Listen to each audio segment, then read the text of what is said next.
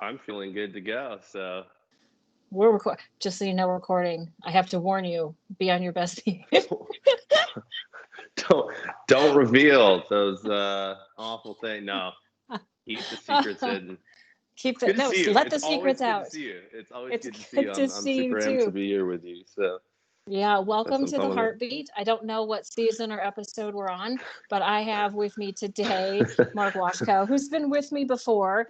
And today we get to talk so real and so raw about whatever we feel comes up for us today. There's a Love it. lot going on in the world. There's a lot going on. Mark and I've had conversations offline, and this is a long time coming, this conversation. So welcome everyone. Mark, would you introduce yourself, tell us a little bit about you, just for those who Sure. haven't heard your story before. You don't have to go into super detail, or you can go into detail, whatever you want. It's kind of that hard description, but thank you, Chris. First off, I'm really happy to be here with you. Genuinely got up early, which says a lot for me. So with that weird schedule, but I'm so happy to be here. I don't think it matters if you know what month or season because we're in Jumanji right now as far as the Uh-huh. world anything goes.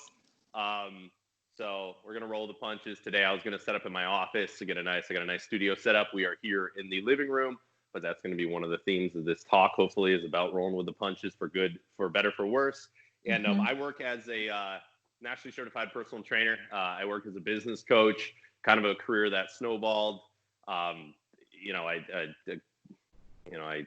survived a deathbed a while ago with a chronic complication that still haunts me to this day. And I got into mentorship from that point, working with men and women on bettering their lives. And subsequently, that business kind of going absolutely nuts, setting a land speed record. I ended up coaching other people in, putting their heart out and helping this world in various different ways. Definitely a man child, a grown kid, and yeah, so I've actually got a page, Mark Washco, MarkwAshco, and I say that just for so we don't take up 10 minutes on the crazy story that we've gone into before. But you guys are welcome to check it out, and there's also a ton of free content on there. And I try to put out meaningful, quantitative, actually elevate my life and my happiness content, not just like, hey, try harder tomorrow, which is a good thing as well. But markwashco.com, personal trainer, deathbed survivor, public speaker, and honored to be in the presence of such a lovely human being, a lovely lady, Christine Saunders. So thank you. Thank you, Mark. I could listen to you talk. This is the conversation usually that we have every time we have a podcast recording. Like we could probably talk all day long. But I wanted to just start out, and none of this, just so everyone knows, we don't have an outline this time. Normally have an Yeah, no, outline. I don't We're even know just, we're just going. We don't even know what's going to happen today. So that's what's so brilliant about the Heartbeat is that we can create this space that's safe to share whatever comes up in our hearts. And that's what we're going to do today. And what I've been thinking about a lot lately, and we don't have to go into huge detail about your one wheel contraption Oh accident, but man, I'm just moving again. I Just just moving again. really, since I saw that video, I've only watched it twice because it makes me go, eh. And what I find brilliant about this, and I'm hoping you can talk about this because I think people would really Love to. dig your mindset and your outlook because, and I've talked to everyone that I've shown that video to. I was like, this man lives his life like there will not be a life 5 minutes from now. And if everyone could be in that same space of life is a gift, life is something that is given to you, and life is something that is precious. And if you Be hold taken back, away any second. Any second. exactly. So I'm just wondering if you can just sort of talk a little bit about that because that just is so much in my face, not just with you, but with everything in the world. But that really, I tell everyone about you and that just that one moment in time when Thank you had you. this accident and just your response after. It was like, now I'm getting all emotional, Yeah. which we knew No. we would Hey. do Yeah. today. It's birds of a But feather. Birds of a feather. If we both don't cry today, it's not emotional enough. Yeah. right. Thank you. I mean, for people who don't know, when I got out of the deathbed, I decided I was going to live my life every day as if there wasn't a tomorrow. And I actually think becoming aware. I know. I say I think often because I don't want to be too like, oh, this is the answer, but I know. when you realize your own mortality and the fact that you are going to die someday, which seems, oh my gosh, this is horrible. What it does is it puts a vast a vast quantity of value into your life in the way, like, I never want to go to bed and treat somebody awful. And that's how a lot of people, I actually have to say, sadly, are approaching their lives. This is going to go forever. I'll do it tomorrow. And some people take it too far. Like when I got out of the deathbed, I'm going to be honest, I went from being a complete saint, sleeping 9 hours a night, no alcohol, but I wasn't having any fun with my life. It was like this game of bubble wrapping myself to try to see how, and then I, went the other way. Actually, I have no shame. I'm very open. I was partying, I was in pits till 4 a.m. on, Molly, like just shirtless dancing. I was like, I'm alive. I'm lucky to be alive. And it's funny because I didn't mean to get here, but I want to address that pendulum that I talk about swinging. But that's natural life, and it's politics, and it's people's lives, and it's their emotions, and it will always be there. It's always going to get ripped back one way, go the other. I settled in the middle where I'm going to do what I want to do so long as it doesn't hurt anybody else and enjoy the heck out of my life in a safe, sustainable fashion. And I ride this powered board that's like this crazy vehicle. I mean, they're souped up. I was up at like over 30 miles an hour on this off-road board. And am I allowed to swear, Christine? I don't know. I ate shit. I mean, I have a video of it. It was like the Wonder Years. You ever seen that show? I know you know the Wonder. It's like when the freeze frame I can't talk today when the it freezes the frame. Yep. And the guy's like, and that was the moment I knew I had screwed up. I mean, there I was going sideways head first towards the pavement, getting ready to immediately decelerate at over 30 miles an hour, which if people don't know, running into a wall full speed is like 13 miles an hour for people. So you like triple that. I knew stuff was going to happen. So I hit the ground. I knew I had to cover my head. I knew for a fact. I knew it was my fault. I immediately was like, all right, how do we do the best we can? And I went down and I could feel my arm rip out of socket. That was the first thing that happened. And there's a video of that. And I roll over again and I'm like, shit, this momentum's not stopping. So I had to put my dislocated arm back up in front of myself. And I'm just rolling and tucking. I'm feeling my body just disassemble. Like I can just feel, I stand up, my arm's out of socket. I'm making super funny noises.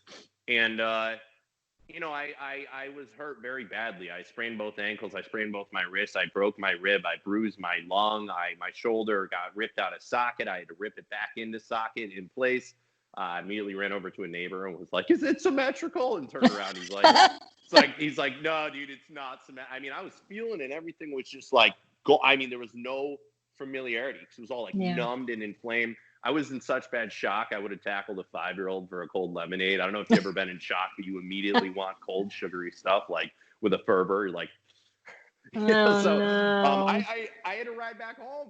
My board, I got my ankles busted out. I'm holding myself together, and I went to the hospital and, they got me on all kind of healing agents. I'm very grateful for that. But the thing that really surprised me was, from my point, and I don't have any ugliness in my heart about it, seemed to be like people thought that I was like realizing that I could get hurt at this point in my life. Like, so now are you going to change your life? Or not too many, but I was kind of surprised by that because it's not that I don't know I can get hurt. It's like you see an officer that serves in duty and loves what he does and he gets shot. They usually don't turn their badge in and they're like, well, turns out this job was dangerous. I don't think I want to do this. I'm going to go, drive an ice cream truck. And I would personally rather, after my experience, it really comes down, my life theory is actually quite quantifiable. And it's I'm going to maximize happiness, subjective happiness, but also maximize duration. And where those two meet is where I want to be, because I really, honestly, I don't know if I have the desire to die at 105 inside of a bed. I'm not trying to go quickly either. I'm not doing reckless things. But am I getting all washed out by the camera, by the way? Because I see the light coming from outside. There's some weird thing happening. Yeah, I don't know. Here, hold on. It's like almost cartoony. It's all good. Okay, here we go. Let me see if I can. It's the Florida sun. I'll let me see if I can. Is that like any better at all? Yes or no? A little bit, yeah. Sorry. We can walk around. Do what you need to do. It's good. So, anywho, it sucks. I mean, I'm holding it together now. But it's been very, very painful. Let me readjust one more time here. These people watching will love it. I think that might help. I'm busted up. I mean, but I'm really, really grateful that my brain works and that my neck, that, if that was my head, that would have been it, matter of fact. I get to come back. I get to look at cute animal pictures on my phone while I recover and have a warm bed. And, to be honest with you, I might have said it to you, I might have not, but that was actually the moment for me when I had my whole body torn apart, had most of what I love taken away. I can't work out. I can't do this. I can't do that. It was a moment for me where I was like, you emotionally made it. You know what I mean? Because you go through all these trials, and then it was like everybody wanted me to be mad. It was like everybody wanted me to blame it on somebody else. People were like, oh, are you going to sue the board? I'm like, why the heck would I got on that board willingly as a grown man child and got knocked off of this board. Like and to be honest with you, I think that's one of the biggest issues we have. It's why we can't have an Autobahn in America. There's like this degrading personal level of self-responsibility that keeps getting lower and lower and lower. And there's a lot of problems in the world. I'm gonna see if I can refocus the camera. I can just see the that's my backyard. It's like backyard. Anyways, it seems to be happening more and more and more, and I'm super grateful. But I'm going to live my life that way. I'm going to be grateful. I don't care if other people want. And there's wonderful people who are super grateful, but it doesn't matter to me if other people want to be super grateful or not. I've even had it called toxic positivity was one that I heard. Like, it's interesting. Okay to feel sad. It's okay. And I'm like, I know my father's going to die one day. I know that it's okay to be sad. My life's going to come to an end at some point. I know it's okay to be sad. I'm no stranger to struggle and hardship, but I'm not going to put myself in a state of sadness and focus on the fact that I busted my arm up. I'm going to focus on the fact that I could have died, and that I've already spent time in a deathbed, and that I'm not going back there, and that I can hobble around, and that I can use my left hand to eat food, and that I have food in my cupboard, and that my eyes still work and my ears still work. And, we always focus on what we don't have. And for a lot of people, that comes down to finances. Now, I've gone from being literally sleeping with one eye open, homeless, to having things pretty good. And one thing I'll tell you is, I ask people when they get really upset about it, I say, what would you sell me your eyes for? And they're like, what? I wouldn't. And I'm like, what would you sell me your ears for? And they're like, I wouldn't. What would you sell me we have more wealth than the Fords and the Rockefellers combined within ourself, and our ability to see, hear, think, plan, consciousness, sentiency, things that we don't even identify. We still don't know what a consciousness is. You identify with it all the time. You're in your consciousness right now. No matter where you go mentally, you will be in your consciousness. We can't explain it, and it looks like we never will be able to. We don't know why it exists, what it is, so there's literally infinite wealth inside of us every single day, and I'm going to focus on my assets. And that's including my arms and my legs and my mind and you and my friends. And I'm also going to move this camera because this is getting a little bit absurd. That's so good. With move your stuff. I'm like, let's stand and talk. This will be great. And you can walk around and talk, and we'll just look at your I pretty pink bar. That's funny. It changes colors. It changes any color I want. So, and I don't drink. That's the funny thing. There's like 100 bottles of alcohol, and I don't drink, so that's that's kind of funny. That's better. That's way better. The Florida sun is not your friend today. So, I mean, at the end of the day, I'm not invincible. I'm not anything, but I'm not even a god of not losing my own car keys. So that's, I talked about this the other day, last tangent, is I believe emotions are real. We both feel them pretty strong, I would say. I hate when people say the only bad disability is bad. The only disability is a bad attitude. Okay, let's look at somebody. I talked about my guy, dude's bodybuilding champion's got cerebral palsy. He overcame cerebral palsy, but it's kind of, to me, it's okay. I try not to get offended, but I think saying the only disability is a bad disability is kind of spitting in the face of, people that wake up without legs, or they had their genitals blown off with an IED, and the war, a war. But I will say that there's a spectrum, and we can choose to view things that happen to us in a way that is of ownership and learning and responsibility and growing. And I think that's the position where you never lose, because you can't just say that things don't affect you. You can't say that you should never be sad. That's actually a mental disorder called mania, if you're not capable of feeling sadness. But on the other hand, it is a spectrum. It's not it's not causative. This happens, you feel this way. It is correlative. I'm less likely to have a good day because I found out I had to put my dog down, whatever it's going to be.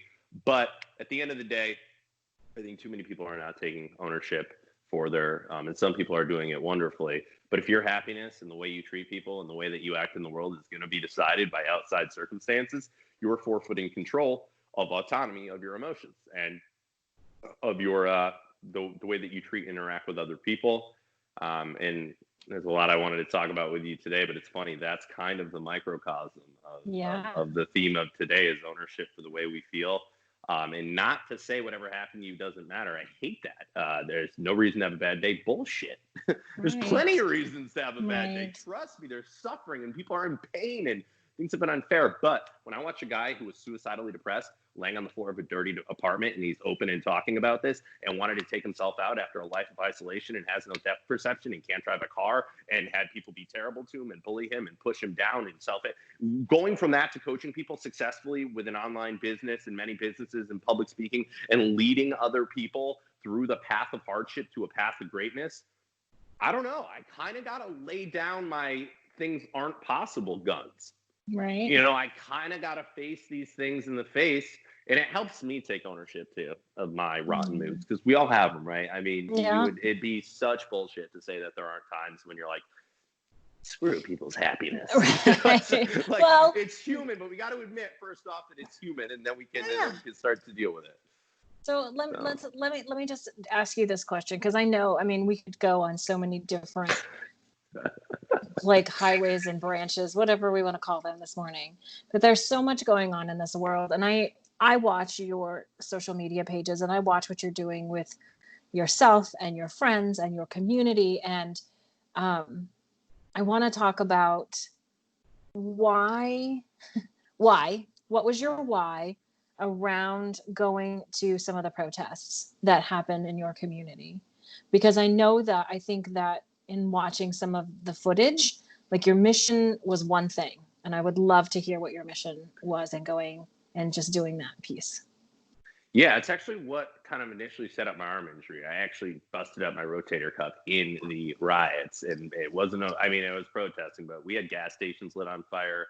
I saw people dragged out and bricked. I saw people punched. I saw things destroyed and burned. And it got so hot that I'm not taking an ethical, moral stance on this, but our sheriff, and I posted the video, said, when the looters come around to the protesters, you blow them away. Because we had people, it was bad, and I'm not associating that with peaceful protesters, by the way. And also, I don't feel like I should have to put this many disclaimers on my statements, but I know I'm going to have to because somebody somewhere is going to try to pigeonhole where I come from. And I'll tell you right now, black and white, where I came from, so you can understand. My position was to protect human life. And I think more of us need to do that. If I saw a cop down, piranha stomped in the face, you bet your ass I'm getting in there to try to scoop him up. On the other hand, if I saw on the video, there was like an 81-year-old guy who was biking and got pepper sprayed, and they kept spraying him while he was down and ran in there, scooped this guy's out. Dude, that stuff burns for days. They upgraded that in the past 10 years. So I picked this guy up, pulled him out of there, went right back in there to get the bicycle. While I'm picking up his bicycle, they're like, Mason, I'm like, guys, come on, I'm tough. This isn't gonna, you're just gonna make me burn and waste, Florida State money spraying me with this shit. But I don't have a side as far as I think there's gray areas everywhere. We need to protect human life, and that includes minorities, that includes police. And fun fact, I don't care, that includes white people. That includes Hispanic people, that includes women, that includes men. You're going to catch me dead or sleeping before you think that I'm not going to try to do what I can for every human being. Funny enough, I got a lot of praise from both sides and saw the actual videos. They were like, wow, so you're actually doing something. Like, you're actually not just sitting behind a computer telling other people what you hate about their life. But then also there are people, it's kind of funny, the tribalism, people are like, oh, so you support police. I'm like, in a general sense, yes. And then other people were like, I can't believe you were at Black Lives Matter. And I'm like, well, that's another dichotomy I don't even want to get into. But I do believe that minority lives need to be looked at in the ramifications. But then on the other hand, you look at the larger industry of Black Lives Matter and there's a dichotomy there for me too, where a good part of it, I'm like, I'm with this, I'm with it. And then I see a manifesto from another entity, which a lot of people don't even know. You can research that. It's very black and white and available in public. So I just wanted to protect human life. I don't think we have enough people standing up for the greater good. And I think we oftentimes protest, and I think we oftentimes voice our opinions from a place of absolute safety. I'm behind my computer in my bed before I go to do the exact thing that I'm saying I don't want you to do. And I'm not saying put yourself in danger. I don't need you to be like anybody other than yourself. But I think that the real beauty comes when we're willing to take a little pain for each other. When we're willing to do something that isn't fun for each other. So yeah, it was a wild night. I was there till pretty late. I burned a tear gas for a couple days, and I happily and proudly protected police officers as well as civilians, as well as buildings, as well as civilian on civilian. That was happening too. And it's crazy. Can I tangent on that real quick? A quick thing on that, or do you want to follow up? No, do you want to? No, okay. Go for it. One beauty, so I'll tell you right now that whenever we look, I talked about earlier about power, change, whether it's gun legalization, same-sex marriage, whether it's police brutality, whatever it is, I'll tell you right now that pendulum is swinging. And I don't know, I said this yesterday on my story, so it's going to be a repeat, but I don't know if anybody's ever been in a car that's fishnailing. Like it's slipping out, back tires going, weights in the front. It's an American-made automobile. It's more common in that. So we're gonna rip it over this way. When we fly over this way, and then we're like, oh shit, we're going. So we rip it over the other way. Boom, boom, bam! Everybody smacks into a tree and die because you lose control of the situation because you're constantly trying to rip this vehicle back into control. What you really need to do is ease up a little bit.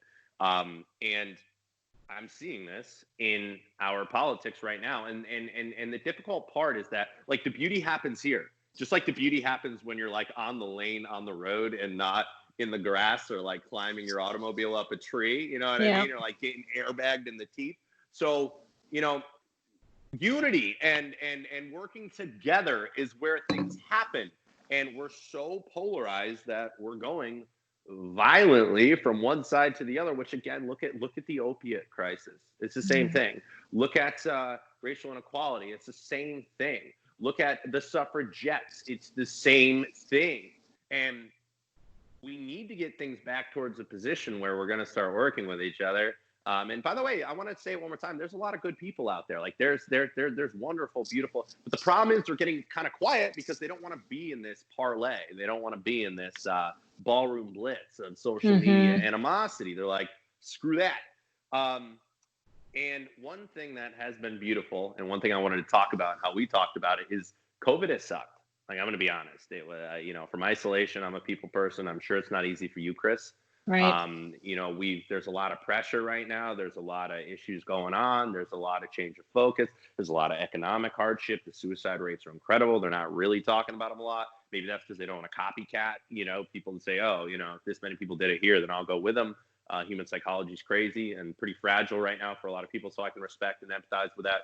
But I'll tell you, one benefit that we got and that I got is, guys, we got a head count of everybody who is looking to do good in everybody. This situation right here, to use the word again, is a microcosm for how are people going to react when they feel scared, when they're frightened, when they don't have a certainty in tomorrow, when there's civil unrest, when true colors are coming out. And, people can say you shouldn't judge somebody based on their bad days. Well, no, I agree. But it has to be accountable. Like, if I own a dog, I'm looking at my dog, he's such a cutie. If I loved him and we had 30 awesome play days every month, but one day out of the month he mauled me. You know what I mean? Like, I can't be like, oh, I got to think about the good days, man. Yes, you do. And that should come into account. But we got a head count of everybody who wants to act. We got a head count of everybody who wants to sit there and yell at people and be nasty. We got a head count of everyone who can be peaceful and loving. And we got a head count of people who are under pressure getting it. And I'm never forgetting it. I had business projects that are coming up with people, and I called them and said, hey, I'm probably not going to be going into this. And I never told them why. Why did I cancel the contract? Why did I not go into business? Because I'm not investing my money with somebody who, when the going gets rough, starts yelling nasty names at people and posts 17 times a day about what they hate instead of taking action. Your utility sucks as far as working under pressure. So no, you're a risk. You're a danger. And what people don't know is how many of these things are happening. Opportunities are getting pulled out. Friendships are changing. I can't work with somebody because business is pressure. Business is tension. Business is sometimes the Wild West where things happen and people do things they shouldn't. There's no real governing bodies. We're kind of in the Wild West out here, and I want to keep it moral and ethical. So the Mm-hmm. moment that I see you say something nasty or call somebody a horrible name or spit hate or whatever it's going to be, or just, I hate to say it, breakdown. It's not that I Mm-hmm. wouldn't want to be friends with somebody if they're having it hard, but if you've been in a breakdown for 8 months, you're probably not a viable partner to do some crazy high level, let's Right. set world records here. Right. Yeah. So, That so makes I sense. think people should pay attention. I think people should pay attention, and it doesn't mean you don't forgive. You should always forgive. You should always move on because hatred will never serve you, ever. Like Mm-hmm. hatred is ugly. You hold on to it. It's like a hot coal. You hang on to it like you're gonna do something with it. They don't feel it. You just burn the shit out of your hand. So I'm not gonna have hatred or not forgive people, but I'm not gonna forget either. Right. That's a Right. fact. I mean, we got a head count of who's decent right now and who's not. And people are capable of change, so it's not set in stone, but it's going to be set in a few years from now, at least. Absolutely. So let's talk about this whole responsibility thing. And this is what has sort of been on my heart for a little while. And it's within social media, news, wherever, it doesn't even matter, wherever you look anymore, whoever you talk to, there's a story, right? And you know how much I love people's stories. That's my whole world. Like, right? Your story is so important, it matters. And then I feel like there are people who regurgitate stories and don't do any due diligence on finding out, is it accurate? Is there validity? And then they just spread toxic gossip around this world. And they take it as fact and truth. Like their And gospel. Yeah. yes. Yeah. And like there are so many people that I just see and hear in this space, right, that we're talking about, because they can't control whatever chaos is going on in their life. So they want to control something. It could just be this tiny little pen. I'm controlling this right now. So they're grasping at something and they're What it taking is. it as Yeah. gospel. You're Yep. right. Yep. And at some point, like there's a documentary out there. I'll have to remind you of it after we're done because I'm spacing it. But it is about fake news. It's about how Bad. detrimental fake news is for the world. And each one of us has a part in that. I Each one of actually us think, has go ahead. due diligence to figure out what we're putting out there, supporting and not supporting. I think it's actually quite possibly, and I could be missing something. And we're both like, we woke up after less sleep than normal. And I would dare say, bold statement, that it might actually be the most detrimental social factor, period, right now within division, unity. And it sucks because I'm like, well, somebody get a harness on these people, but you can't. Mm-hmm. You can't. And that's one of the other problems too, is people don't realize like what you're going to sacrifice if you, for example, I'm like, can we do something about these? But you can't, because it's freedom of press, and we want freedom of press. As much as I don't like what they're doing,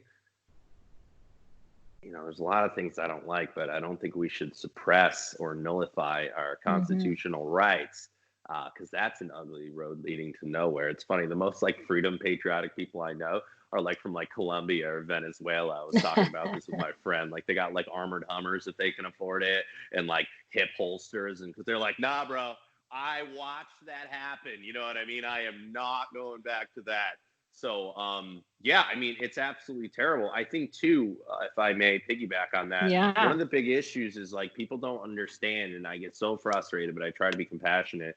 They haven't been around as much campaigning, business. Like the world's a business. I want Yeah. people to, a relationship. It's like a business deal. You Mm-hmm. want to create perceived value. You want the sell to be comfortable. You want to. I always tell guys when they can't sell in the market, I'm like, it's a date, and they're like, what do you mean? I'm like, make them comfortable. Don't put on too much pressure. We're gonna mitigate risk. We're gonna show perceived value. We're gonna like, it's literally like you're going on a date, right? I mean, Yeah. it's like the exact everything's selling. So if I can just give you an example, I don't want to make it too personal, but I had people who were yelling at me during the market blackout, which was we don't like what's going on, so we're going to step out of the market to punish these companies. I'm immediately looking at trading prices and advertise. I'm like, these are so cheap. Like this. So we made like 400% normal income during that week because everything got super cheap because everybody Yep. left.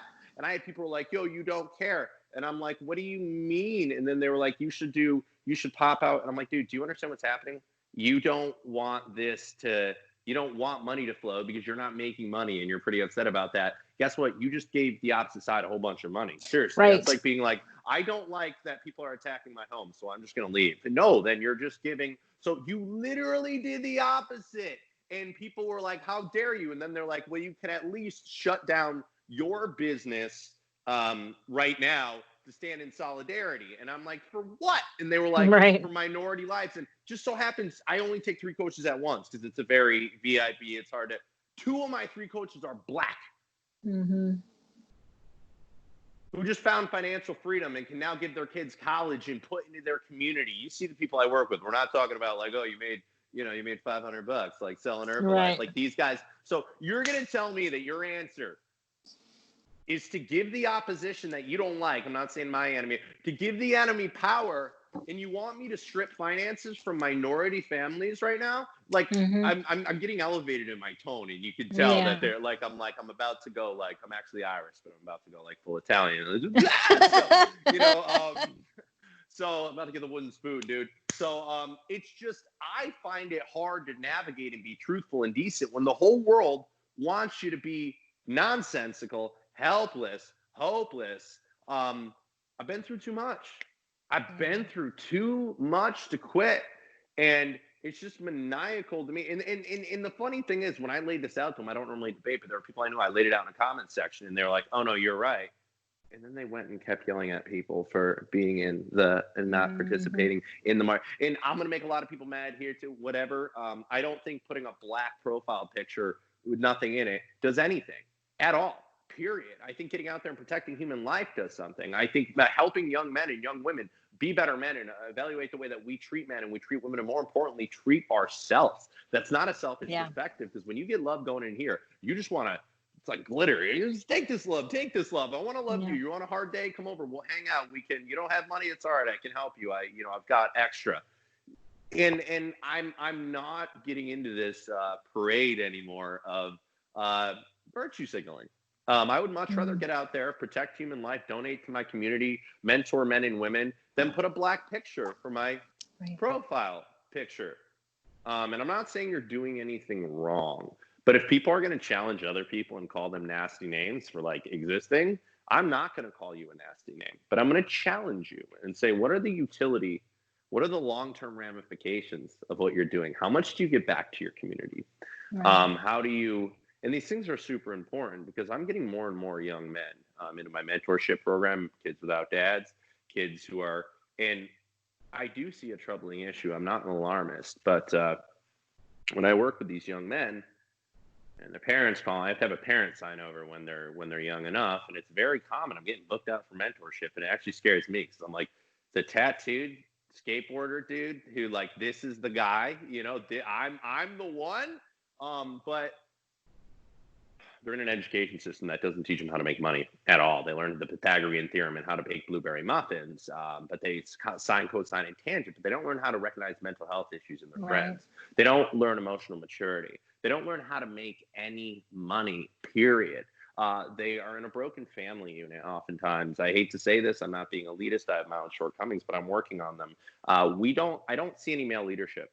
If you were a young guy like now, Chris, who would you look to? Who would you look to for male leadership, and how we should treat women, and how we should be gentlemen, and how we should?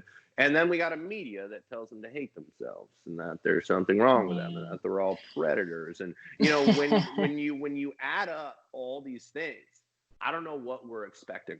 They can't turn on their news and feel fulfilled. They oftentimes can't within their own family unit. They go to school and they're afraid. And I don't know what we expect. And it's an honoring position for me, because I love helping people, but I have to be honest with you, Chris, it's also scary as shit. To sit there and go, oh, okay, so I'm the last line of defense between this child who, is on his last, he's about to possibly think about checking out of life before it even started. Makes like tear up, it makes me sad. It makes me afraid. But I challenge everybody to show more benevolence and decency and get off this mine versus yours, Black versus white. You're on my side or you're not on my side, unless your side is like really really pretty easy to understand good things like decency, Mm-hmm. Yeah. compassion. There's no there's no addition by subtraction. You don't change the world by telling people how awful they are and how much you hate them. Right. Right. You change the world by leadership and showing people new opportunities and rearranging people's consciousness in the way that they view themselves and other people. And I know Yeah. that for a fact after doing it for quite a long time. Yeah, absolutely. I think, the brilliant thing about you, and this is, one thing I wanted to just sort of talk about a little bit is because I think we all want to be in that space, in that place of freedom, whatever that looks like for whoever, right? And sometimes that freedom could be doing whatever you want despite, what people think of you. And I think that majority of people have the idea that I have to be a certain way in order for certain people to like me. And that's not my true identity, if that makes sense. And Yeah, so what yeah, I see, exhausting. it is exhausting. And what I see with you, and I feel like I do it, is to just show up, be real, be you. Yeah, Who yeah. gives a rat's ass what the next person thinks about you? Be solid in your in your mission, in your life. And as long as you're not hurting others, be kind, and it will be, I just don't, yeah. Still here, by Like, the way. I'm totally I, listening. I'm just I trying to know. adjust this light. I just feel like there's this, you're right. And that the whole conversation with the young people in our communities now, both men and women, young women and men, like that's a huge thing that some people are really going for and talking about and trying to find solutions in groups and let's have conversations like you and a few other people that I'm connected with. And then there is that side that because you, Mark Washco, are a fitness coach, a bodybuilder, you look the way you look, you do things without your shirt on, like people think that you're this person, right? When really you're just, not just, but you are you. Yeah, take your, I'm just kidding. You want the You're cowboy you. hat too? Because Yes, I please. got a big old Stetson right No, I there. think just think about how authentic somebody could show up and life could be so amazing. But then I see somebody being nasty to someone else and I'm like, do they really truly believe that that's their own reality? Or is that a Yep. reality that somebody's telling them to be like? And I really think it's the first. Like, I feel like their perception of reality is not reality if you think Not at about it. all. It's like this Not at all. weird warped sense of reality. Well, I mean, agreed. I mean, very well put. Very well put. The hi Titan. The People will, Titan saying hi in the podcast. I don't know if you can hear him. People will, it's really weird, get mad at you for like just being happy. I was actually talking with one of my friends before we got on the call because I had to break it off with another friend and it definitely sucked. But like there was some really ugly, hateful stuff coming out of him online. And hold on, I'm just going to let Titan out Yeah. because he's, Zoe, come on. All right, this is like the most interrupted podcast ever. My apologies. It's the best. It's the best podcast because that's what real life is all about, right? We're not smoke and mirrors and dogs and ponies. We're like real life and shit. What did Joe Biden call that guy? What did he call him? A something horse face pony soldier. Oh my god! So I cannot wait for that debate. I'm not even gonna. I got my popcorn ready. Like I am ready for this. I am here for it.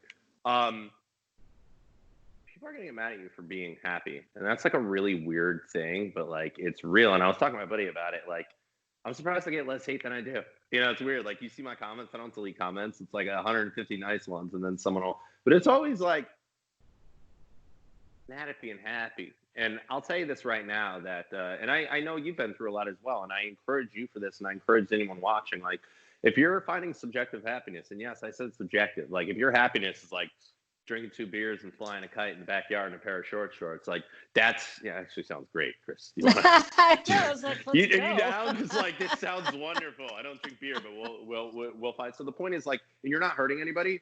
Yeah. Apologize to fucking nobody. Right. That is the answer, is more people letting off each other and spreading decency and goodness into the world.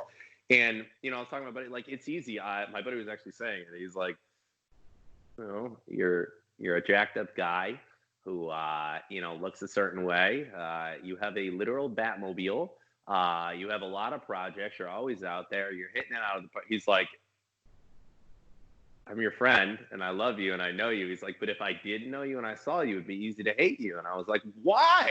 And he's like, because you're fucking smiling all the time, man. You know, you're doing what you want to do with like a reckless fervor for knowing who you are. And that's incredibly intimidating to people. And I think we need to start judging people on the content of their character and not on these like black and white, because the weirder thing is I noticed that, and I got a question for you after this. Mm-hmm. I noticed that I got a lot of hate for things that like were really necessary. Like when the riots, and they were riots out here, neighborhoods were targeted, and there were people who were like, I don't want to make it too political, but I think we both knew that's like where we were kind of going to go on this conversation. I was called evil for like owning guns. I have a lot of guns. I've been a marksman since I was like, well, I've been a marksman since my teenage years. I was training with guns when I was younger. I grew up in a country area.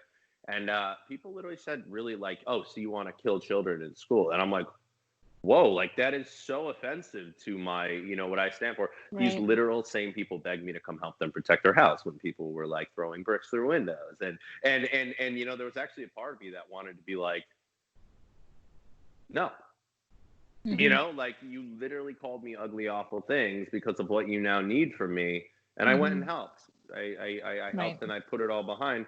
But it was like the same people that called me evil because I made it in capitalism, from coming from absolutely nothing and literally being homeless and having no, you know, and those were the same people whose mortgages I bailed out when Mm-hmm. COVID took away their jobs. And I Mm-hmm. have friends who are like, dude, you need to stop doing that. Like if somebody wants to spit in your face, you don't show up with a box of cookies. And I'm like, I do. I Yeah. do. You know, Yeah. like if you want to, you know, beat my dog or something, like there's going to be problems. I'm going to go to prison. But if you want to call me a nasty name, that doesn't really. John Wick, right? You ever seen John Wick? It's like Mm-hmm. Oh my! I just watched that last night. you don't mess with somebody's dog, bro. Right. I can't even spank my dog. He's bad. I'm like, bad. And he's like, you won't do anything. I'm like, you're right. He's I like, won't. meh, meh. Yeah, yeah. He's like, I know who owns this house. Now go scoop my poop. All right. Yeah. But you know, it's really, I like to always be positive, and but I gotta be honest, it's frustrating. You know, Yeah. it's like, you got a bunch of 30 rugrats running around in a daycare, and they're all slapping the crap out of each other, and you're like, this is your responsibility to, you know, keep these people. And I gotta be honest, like I got not ejected. I got launched into a leadership role for my friends. We're all a bunch of musicians. We're all a bunch of, you know, like artists who, and leadership is fun, and I love it, but it's super taxing sometimes, Mm-hmm. you know, especially when there's nothing that you could do that wouldn't make somebody mad. And that's the other thing I want to say to people. Guys, live your lives, chase your dreams, be good to yourselves and others. There's nothing you could do that wouldn't make somebody mad. And I used to say, the only way to not make people mad is to lay in a bed and do nothing. Guess what? Somebody's going to get mad at you for laying in a bed and doing nothing. So there was Right. literally one time somebody got mad at me. Remember when I was going around just handing out money to people who were Yeah. affected by COVID? Was literally like, here's some money. Some people got mad at me for that. And I was like, yo, when I'm literally giving like struggling families, like lower class families, like stack, I wasn't even doing the videotape thing. A couple people Mm-hmm. were like, yo, can we do a video? And I'm like, yeah, but I wasn't even doing let's stick a camera in a homeless person's face while we give him McDonald's French fries. I don't really like that. I'm actually okay with it because I think if you're going to do positive stuff solely for the fact of getting attention, it's funny. I'm actually okay with that because you're still doing positive stuff and somebody else Yeah. might pick up on it. But that's the problem is people will see somebody do something beautiful and then find the one thing that they have an issue with. And Yeah. again, The one nugget. Mm-hmm. there's no addition by subtraction. We got to start loving, supporting each other, and we sure as hell got to step out of this tribalism because it is a long, dusty road to nowhere. And leadership, Yeah. lead, be the person you needed when you were a little you. Yeah. Here's my question. So Yeah. you love being a leader. I see you as a leader. I see you doing things for your community. See you doing things for other people, yourself. Do you feel like you lead from your heart with love?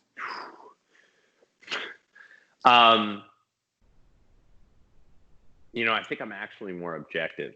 I think a lot of the decisions I've had to make have led to like frustration or have led to like not that like leadership's hard. True leadership, it most people don't want to do it. Like they do not want to take the first step. They want to tell other people what they're doing wrong, and it's like so much easier. But I'm a mix of head versus heart. It's like a constant battle. I'm a libertarian artist. Okay, I mean that's like a really weird combination. I'm like split down the middle. Now I will say too that I think anyone's making an emotional decision as objective as we want it to be, and then we use emotion to like justify it. Like again, sales. Like guy goes and buys. If your husband came home with like a Lamborghini, you'd be like, "What the?" And he'd be like, babe, it gets like 28 miles to the gallon. The crash test rating is crazy. I got a deal on it. It's basically appreciating value. That's what dudes do.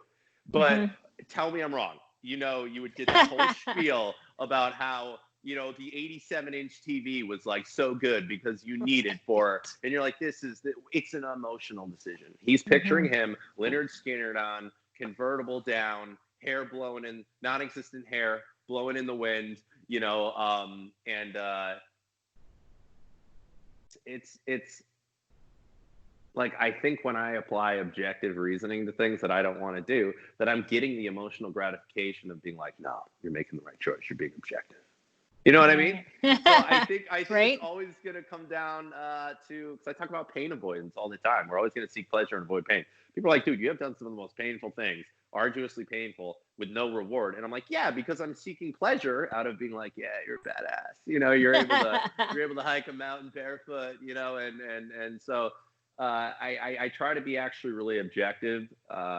Because there's many times when I want to say things to people. It is gratifying to like tell somebody off, but I'm like, all right, be good about this. But again, I think we circle all the way back around, and that's me at the end of the day emotionally being able to be like, all right, you didn't lose your cool. You're treating people the way you're telling other people to treat people. So I'm not even sure the answer to that. What about you? Are you? I mean, you seem like a heart over head kind of person, like any day of the week.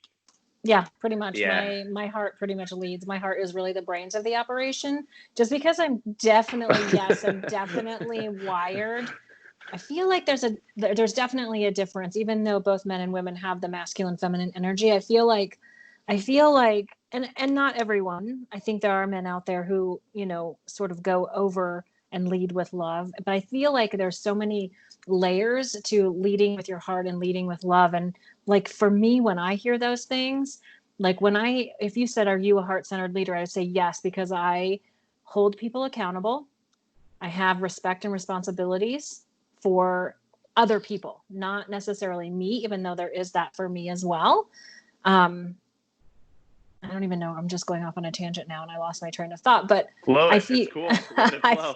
I'm here for it. I feel like, like sometimes for me, my head likes to make up shit that's not true. Right. So it's normal. And then it's like my shitty first draft. Right. And then like, I really have to get in tune with what would my heart tell me? What would my heart tell my brain to tell people? So if it's sort of like a filter almost through the brain, but that's a long. Well, I think looking at your behavior is such a grand step that like most don't do. You know what I mean? Like to actually even look back in the first place and be like, why did I do what I did? That is most people are living in a reactionary fashion. I think we all know that. It's kind of like pain avoidance, pain avoidance, pain avoidance, pain avoidance. How do I avoid this? And I mean, the fact that you have the discipline to analyze your own behavior or the desire to do so is an incredible well, I mean, part of the reason why you have the emotional maturity you do. I think every time you had something bad happen to you, that you could blame it on why it was everybody else's fault and why is the world and actually here's the funny thing, it might have been somebody who did something to you, but one of the most important things we can do is separate fault and responsibility, and that's a really really really hard thing to do. It wasn't my fault that I got a chronic illness, but it was my responsibility to live a happy life. It wasn't my fault that I was physically, sexually abused. It was my responsibility to make sure that I never did that to anybody else, and more so lead other people out of that and help them with that. But it gets hard because, sometimes in my line of work, I've had to say things to people, and I say it in a soft way, but it's like, sounds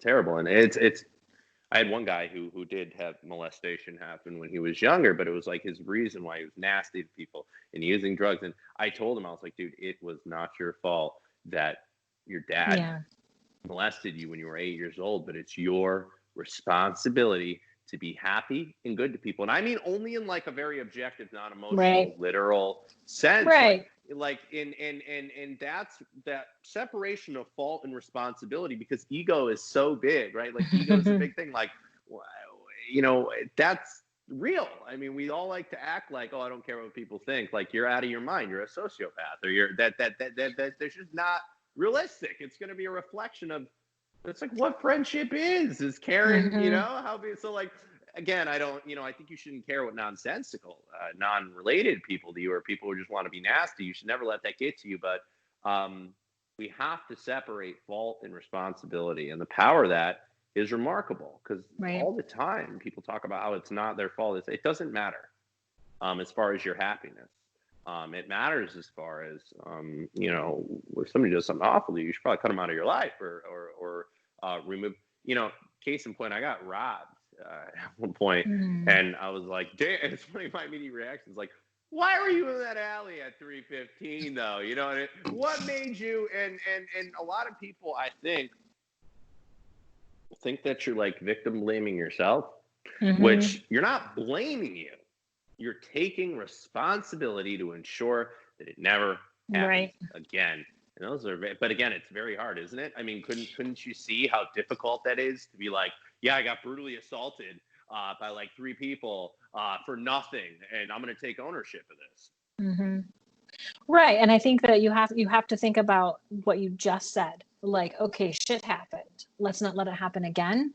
Figure out, and not necessarily every situation, but you have a responsibility. You have a role in every situation, in every moment. I walk down the hall. I have a role in walking down the hall, right? And the other person has a role in walking the opposite way. Now, if that person walking the opposite way turns around and punches me, I have to think to myself, okay, what was going on around me? Who was there? Did I look funny? Did I act funny? Did that person, you know, just come out of an appointment with, you know, news about whatever? But it's not, you can't blame people. That's the thing. You can't blame people for everything. And that's why I feel like most people get to this place where it's not my fault. I did what I was supposed to do. I know who I am. I know what I'm all about. Well, could you just maybe look and just examine just for 5 minutes, run it through your head, figure out one thing you could have done differently or could do differently in the future in a situation like that. Pain's a hell of a teacher, right? I mean, I actually joke. I'm like, I think that's why I've been so successful in my life, is I ate shit sandwiches for like, you know, 12 years. And that 12 years, what am I talking about? That was a gross undercut, you know, like decades. Yeah, no, 100%. I mean, the totally had something that I wanted to grab onto, and please don't tell me I lost it. You were talking about, you're walking down, somebody does something. We're talking about blame, serving you or not serving you. Oh, man. Oh, no. Oh, It'll come back. It'll come back. Man, I really wanted to grab that one. Anywho, yeah, it's probably, I guess it's not that paramount, but the knee-jerk reaction is to it's easier to focus outward. Blames, you know, accountability, you know, and ownership can suck like really, really bad, and it doesn't always feel good. You know, like an awakening of your who you are or how you're behaving. It's usually led by pain.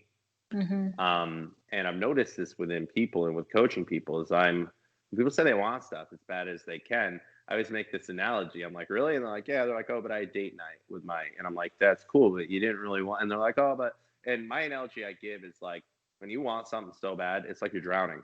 Like if somebody was holding your head underwater and you literally could not breathe, you wouldn't care about your date night. You wouldn't care about what you're having for dinner.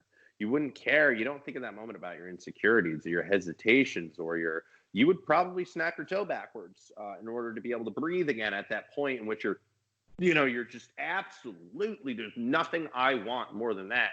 And I think emotionally, that transfers into objective, like the thoughts that turn into actions is a better way to put it. We're all so capable. Like grandmas are deadlifting cars off their kids when they get trapped in an accident. You know, like people have done insane. Remember the guy who, the hiker, he got his arm trapped in a boulder and he took a dull pocket knife and cut his own arm off, cauterized. Like if we could apply that resiliency, humans are so resilient. Like we're Yeah. so like capable, but we like only apply that for some odd reason when we're like dying. You know what I mean? Right. Like Right. if we could harness that and bring it over to want. And people always say like, oh, you shouldn't be. No, want is super sexy. Want is where amazing things happen. Yeah. Need is like, it's kind of like too, people always like, I'm going to use the word again. It's like super sexy to be needed, right? Like I need you, like in a relationship. Nobody really wants to be needed, honestly. Like it's not, nobody literally wants to be needed. And I have been needed by clients before. One of my all-star client, actually dudes, and he's so open about this. He was like, dude, killing it, making a boatload of money, making a boatload of happiness, making people happy, leadership. There was a point in our relationship where I was like, dude, you are doing amazing things, but you are way too codependent.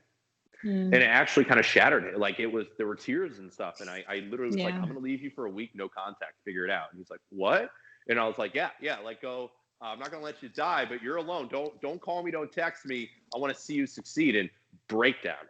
I mean, absolute like shit, like because his success was linked to me at that point. And there was abandonment in his life. There's a lot of abandonment, and I said the words carefully, but it's so funny.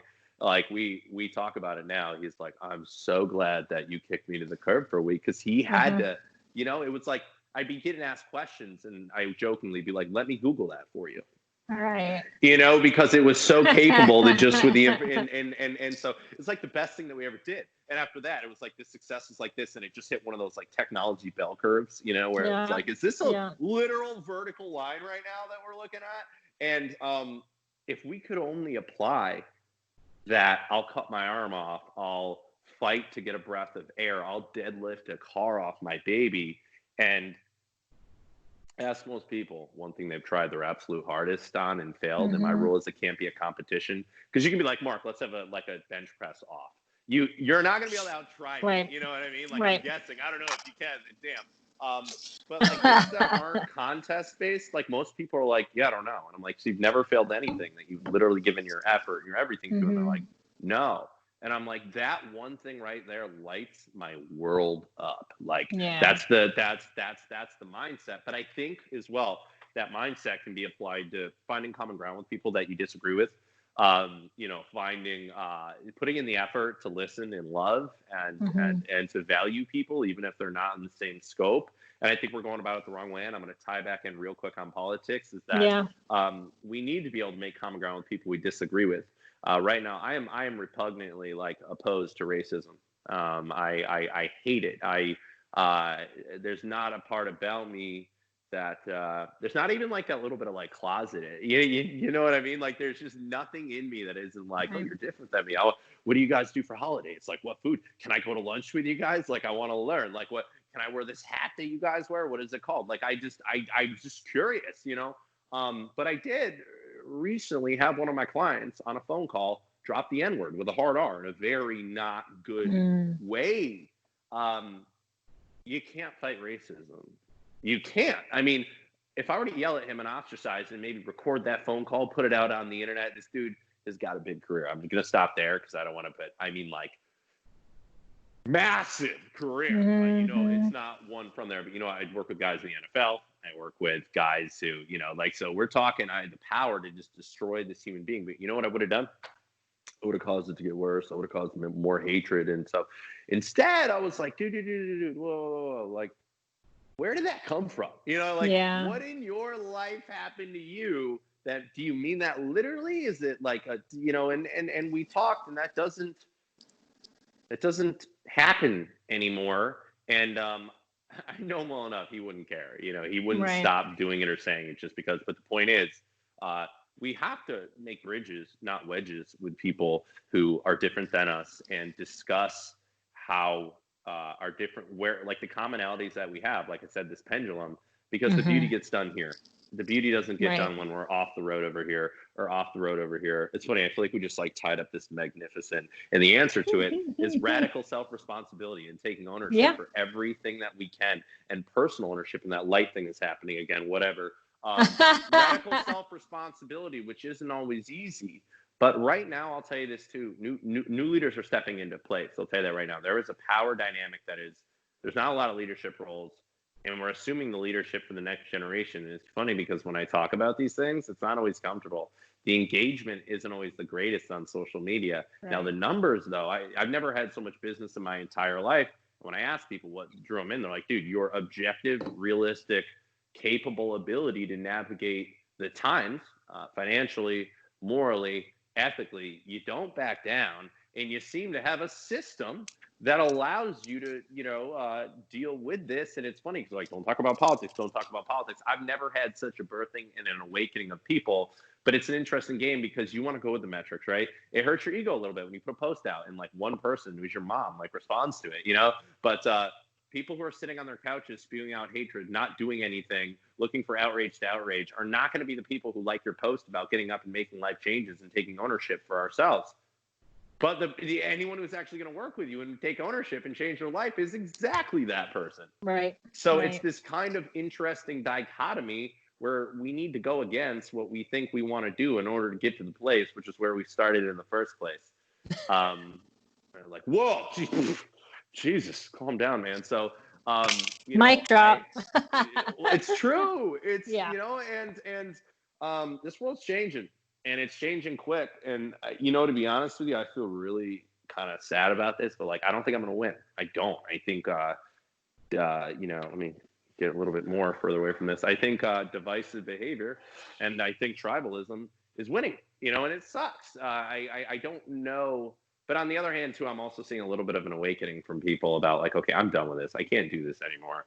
We got to meet in the middle. We got to do something about it. But I'll tell you right now that stubbornly, my fight in me is not going to be dictated by like my preaching of love and ownership and empathy would never be dictated by how much love, ownership, and empathy is in the world. In fact, it only makes me louder. So it's not like I'm going to quit or anything like that. But I have to be honest. If we're doing a tallies and a head game and a number game between who's responsible, who's not, who's emotionally mature, who's not, as they say in the Hunger Games, may the odds forever be in your favor. Mm-hmm. But I just get concerned that they might not be. But that doesn't mean either that there's not happiness to life, but I do believe that you're going to have to set up emotional boundaries and social boundaries and say, hey, I'm okay with this. I'm not okay with this. And I need you to respect that. Because I was really bad at making boundaries for a long time. And I think it came from the product of trauma and abuse and like wanting to please everybody. And when people get too scared of being alone, they get scared of losing people. And I don't think you should ever be scared of losing people. I think you should be scared of being around people that make you lose so much of yourself that you don't even know who you are anymore. Yeah. Yeah. And that's going to happen if we're not careful. 100%. Absolutely. Yeah. Christine, let me, do you mind if I turn this back around on you for 5 minutes before we pop off here? Sure. So, Chris, tell us, we have been so busy, or at least I've been so busy. I know that you're always doing these projects, and thank you for this time, by the way. Like every time I come on here, I just feel it's such a awesome space to cultivate thought. And I'm going to stand back up. Here we go. Cultivate thought and connect. Chris, what do you want to do with this world? Like, what do I want to do? Yeah, like within this world, I guess. Like the world's changed, obviously, in a pretty big fashion, right? Since like the last time, things are changing. Since the last time we spoke, and your heart was full of then, and it seems to be full of now, and I love you so much. Has the changing situation changed? I don't think it's wrong to change either, by the way. It's people are like, you've changed. You ever seen that picture of the caterpillar and the butterfly? And he's like, you've changed. And he's like, we're supposed to. So do you feel that your direction, your goals, or even the ways that you're going to navigate this territory, kind of unforeseeable future, do you feel it's changed at all? Do you feel Oh gosh, yeah. It has to. Can you talk about that? Yeah, you have. I believe that in every day, you will probably change a little bit, even if it's like this much. Because if you're not changing and evolving, then you're just dying. And that comes from being around the right people, asking the right questions, thinking for yourself, doing research for yourself, and then asking for help, saying what you need to say, speaking your truth. And it has changed and it will continue to change. Well, am I bummed out that my first ever live in-person weekend retreat was canceled because of COVID, fuck yeah, I'm pissed off. Same, actually, funny enough, like same. That, like that, well, like that sidelined me for a long time because I was so psyched to be able to go and share the sacred space with people to better their lives, whatever it is. And it might not even be me in that moment, right? I could be up there spewing what I feel, is worked for me and seen, be successful. But it's really that other person that's getting that same knowledge from me that then goes and sends it with someone else. It's that ripple effect. And yeah, I'm pissed off that I didn't get to do that. Could I have done it online? Yeah, but I didn't want to. And I was a stubborn small child about it. So I just didn't do it. But Don't ever let that child die. I love that child. The other day I was here and I said, I'm not going to adult anymore. I had that post up. I refuse to adult today. And I actually threw a temper tantrum on the floor in the office. And people were like, did you fall? I was like, no, I'm just having a moment. I got myself here. I flailed. Right. Okay? Like, God. Yeah. So things will change. Like I have been very busy. Kind of in the coaching piece, mentoring piece, mostly awesome. In the response piece. In my community, I'm doing all the response and recovery and resiliency work in this Forward Together piece for the company I work for. And that's been the first, 3 months was 15, 16-hour days, 7 days a week, trying to figure that out. And I love it. And there are moments where I'm fucking tired, but I love every moment because I know I'm making a difference. That's amazing. So That's it. Things will change. Will I be able to do an in-person retreat someday? I don't know. I honestly don't know. Yeah, I would like to say yes, absolutely, because this will, I don't know. Like I think about like West Nile virus. I know that's a stupid analogy, but like that was shoved in our faces every moment of every day for a whole entire summer or 5. And now all of a sudden you don't hear about it for years. And now it's coming back again just because somebody needs some fucking drama in their life. No, it's put out there, right? There's definitely hands at work right now. I work with some hospital directors, and I'm not even going to. It's too much. It's too much to get into. We'll do it on another one. But when you start getting exposed to people, these guys' reviews are up on my page, like Department of Homeland Security, Secret Service, hospital directors, people around the world. That was kind of an illuminating force in my life, where I was like, oh, so things are really not what we're being told they are. We always knew that, but I mean to like an exponentially higher degree than I had thought. Mm-hmm. It doesn't mean it's not real or anything. I don't want to be too elusive. It's very real. There's a problem. COVID's real, and people have died. But also at the same token, I agree with you that I think underlying, like I actually think everything's okay. Mm-hmm. I think that we're going to pull out and we're going to be strong. And this is what, if you look at all these tragedies and like things that have happened in the past, this is what happens. And then stronger people are created through hard times, and then they make really good times, and those good times make people relax a little bit, and stuff like this happens. Yeah. So yeah. Chris, I'm so glad that your heart is so alive in the ways that it is. Yeah. I want to thank you for today. I look forward to it. Last night I was excited. Today I was excited. And I'm not sure if I said anything super profound, but it felt good to it's voice all it. Profound. And if I can leave off on a message for like everybody out there, yeah. I wanted to wrap it up by saying the world's interesting right now, but there's a lot of people out there who care about you. And there's a lot of fear from people about what's this next challenge. And I want to let you guys know that, like, for a minute, just look away from the challenge in front of you, and look back at everything that you've overcome, because you're way stronger than you're ever going to give yourself credit for. Whatever age you're at, you've survived that many years of like happenstance, heartbreak, letdown, and there's beautiful things in life too. But I'm talking about the negative things that haven't broken you, and you're still here. And there's tons of people out there who love you. There's tons of people out there who want to do work, get to it. And all that I ask is for anyone struggling, anyone who's having a hard time right now, which is understandable. You're tough as hell for still fighting through it.